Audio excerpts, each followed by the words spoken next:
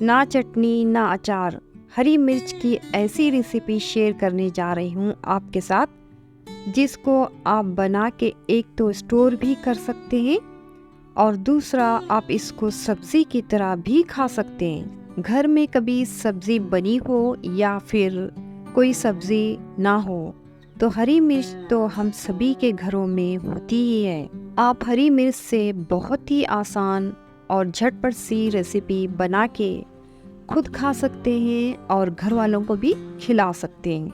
ये हरी मिर्च की चटपटी रेसिपी अगर आपको पसंद आए तो वीडियो को ज़रूर लाइक करें, दोस्तों और फैमिली में ज़रूर शेयर करें और अगर चैनल पे नए हैं तो अगली वीडियो पाने के लिए चैनल को सब्सक्राइब कर लें। मैंने यहाँ पे 250 ग्राम ये मोटी वाली हरी मिर्च ली है।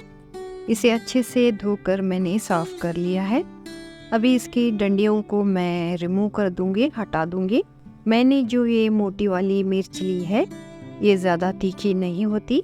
आप भी ऐसी कोई कम तीखी वाली मिर्ची का ही इस्तेमाल करें। अगर आप ज़्यादा तीखा खाना पसंद करते हैं तो आप तीखी वाली मिर्च का भी इस्तेमाल कर सकते हैं। सारे ही मिर्चों की डंडियों को मैंने रिमूव कर दिया है, अलग कर दिया है। अभी हम एक सूखा मसाला तैयार करेंगे। तो इसके लिए मैंने एक पैन लिया है। पैन को मैंने अच्छे से गरम कर लिया है। अभी फ्लेम को लो कर देंगे और पैन में 1 टेबल स्पून भर के मैंने साबित धनिया ऐड किया है और 1 टेबल स्पून ही मैं यहाँ पे सौंफ ऐड कर रही हूँ और इसी के साथ मैं 1 टीस्पून इसमें नॉर्मल वाइट जीरा ऐड कर रही हूँ। इन सभी चीज़ों को बिल्कुल लो फ्लेम पे 1 मिनट के लिए रोस्ट कर लेना है। ऐसा करने से अगर इनमें हल्का सा मॉइस्चर भी होगा तो वो भी ख़त्म हो जाएगा और इनमें जो ऑयल होता है वो भी रिलीज़ हो जाएगा और खुशबूदार हमारा मसाला बनके तैयार हो जाएगा। तो 1 मिनट के लिए मैंने मसाले को अच्छे से रोस्ट कर लिया है। अभी फ्लेम को ऑफ कर दूंगी और फ्लेम को ऑफ करने के बाद इसमें 1 टीस्पून मैं राई ऐड कर रही हूँ। राई को फ्लेम ऑफ करने के बाद ही इसमें ऐड करके रोस्ट कर ले।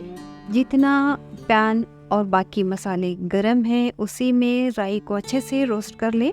अगर फ्लेम को ऑन रख के राई को ऐड करेंगे तो राई कड़वी हो जाएगी और मसाला खराब हो जाएगा। और अभी मसाले को ठंडा होने देंगे और इसे एक ग्राइंडिंग जार में डालकर इसका दरदरा सा मसाला पीस लेंगे। इसका फाइन पाउडर बिल्कुल भी नहीं बनाना है, इसे दरदरा ही पीस लेना है। मैंने यहाँ पे पानी गर्म करने के लिए रख दिया है। इसमें एक उबाल आने देंगे। पानी में बॉईल आ चुका है।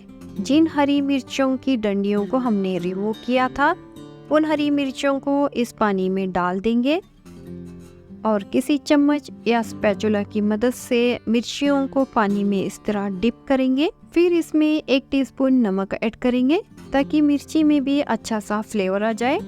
मैंने यहाँ पे 1 टीस्पून नमक ऐड किया है, आप अपने टेस्ट के हिसाब से ऐड कर दें। इन हरी मिर्चों को बीच बीच में चलाते हुए मीडियम फ्लेम पे 2 से 3 मिनट के लिए उबाल लेना है। इससे ज़्यादा इन्हें न उबालें वरना ये मैशी हो जाएंगे। हरी मिर्चों को पानी में उबलते हुए 3 मिनट पूरे होने वाले हैं। आप देख सकते हैं हरी मिर्चों का कलर भी चेंज हो चुका है। अभी मैं इन मिर्चों को निकाल लूँगी और एक प्लेट में निकाल कर इन्हें ठंडा होने के लिए कुछ देर के लिए छोड़ दूँगी। हरी मिर्चें ठंडी हो चुकी है। अभी मैं इन्हें इस तरह बीच से एक कट लगाऊंगी। अगर हम इन्हें पहले ही इस तरह बीच से कट लगाते तो जब हम इन्हें उबालेंगे तो इनके अंदर के बीज सारे ही बाहर आकर बिखर जाएंगे।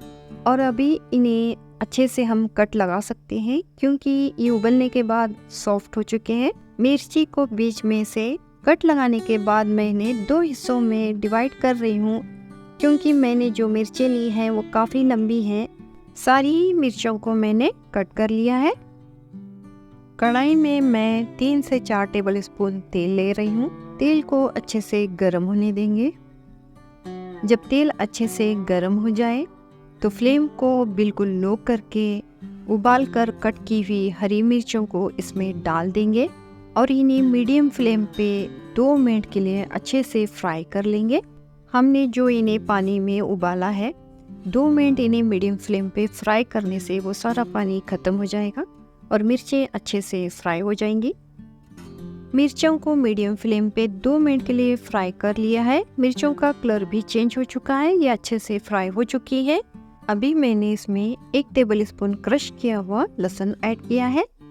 लहसुन को भी मिर्चों के साथ मीडियम फ्लेम पे तब तक फ्राई करेंगे जब तक कि लहसुन का अच्छा सा गोल्डन कलर ना आ जाए।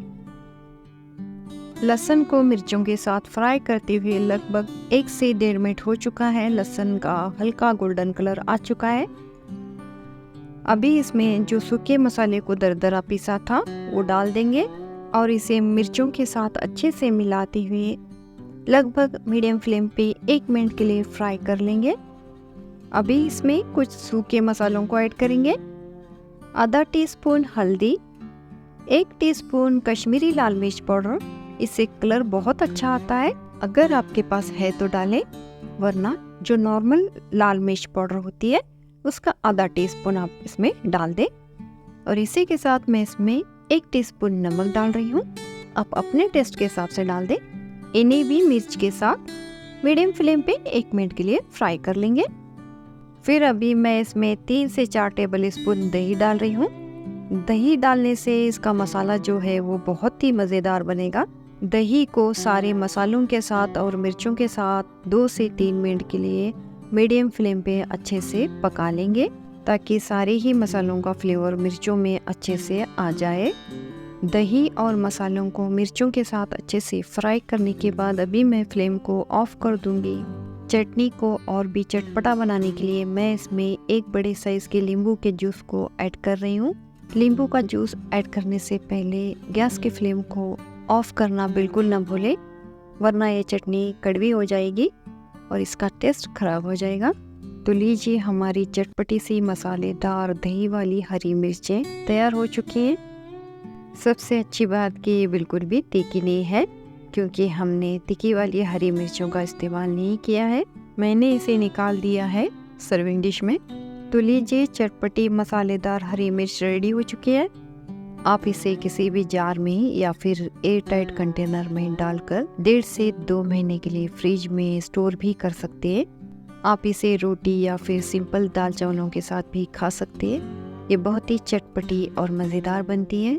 अगर आपको ये मसालेदार चटपटी हरी मिर्च की रेसिपी अच्छी लगी तो वीडियो को लाइक करें, दोस्तों और फैमिली में ज़रूर शेयर करें।